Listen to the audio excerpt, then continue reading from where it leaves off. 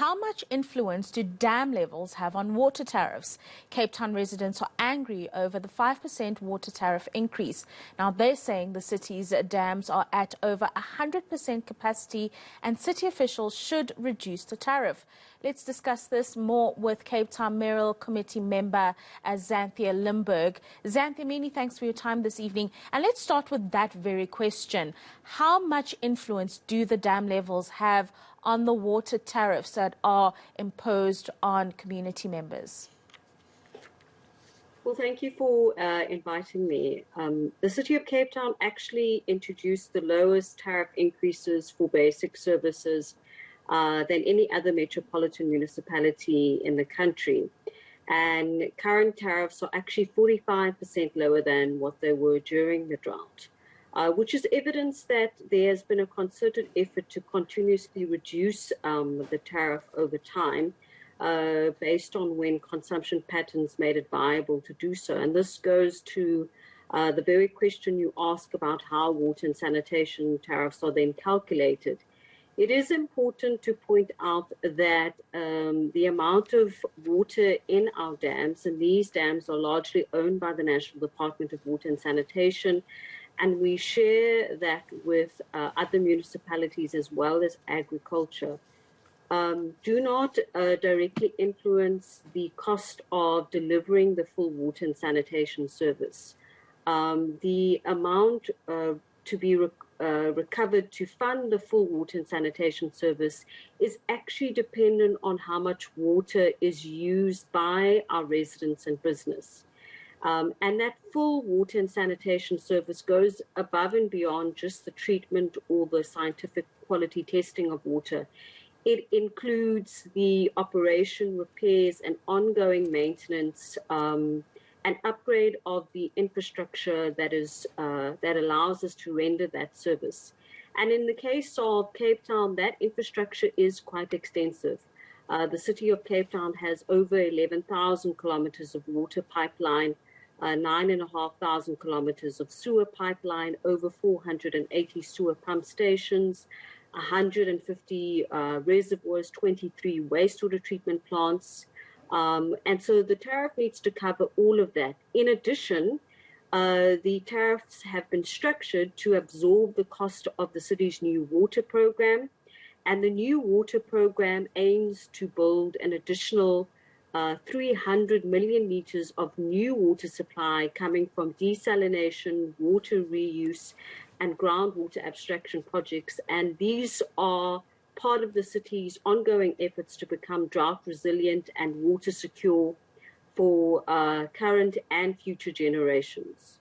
Right, and I'm glad that you mentioned that new water program, because I just want us to get an understanding of how exactly it's going to work and if these new tariffs work into that in any way, and what consumers or residents can look forward to when it comes to that new program. So thank you for asking that question, because the city is investing in quite a lot of additional water augmentation schemes to add to our bulk water supply. And this slightly goes above and beyond our core constitutional mandate, which for municipalities is largely focused on reticulation and treatment of water. And so this investment that we're making into new additional bulk water supply will see Cape Town being able to have a far more secure water future, where we are investing in additional water augmentation schemes. Many of these are already in progress and are already adding additional bulk water supply to our system. And so residents are also contributing towards that investment, which we believe will aid the future economy of Cape Town, but also make us less vulnerable to climate shocks such as drought, which is something that municipalities, not only in South Africa, but across the world, need to become far more prepared for, and particularly based on climate change data, we can see that droughts will become an inevitable part of our water future and will become far more frequent in nature, and we need to make plans to mitigate the impact of that, and Cape Town is doing exactly that. I mean, you can't deny that with the increases that we're seeing, despite the improvements that you'll be providing, that consumers or residents are constrained and there will be some defaults that happen in that instance. I mean, how is the city planning to deal with members or consumers that are unable to meet those tariff demands?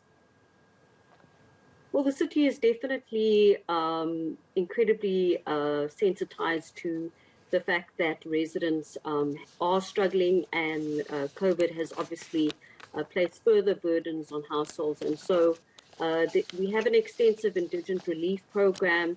The city provides the largest free water allocation for indigent households at 15,000 liters of water per month. And so we have tried to ensure that we provide relief for the most vulnerable.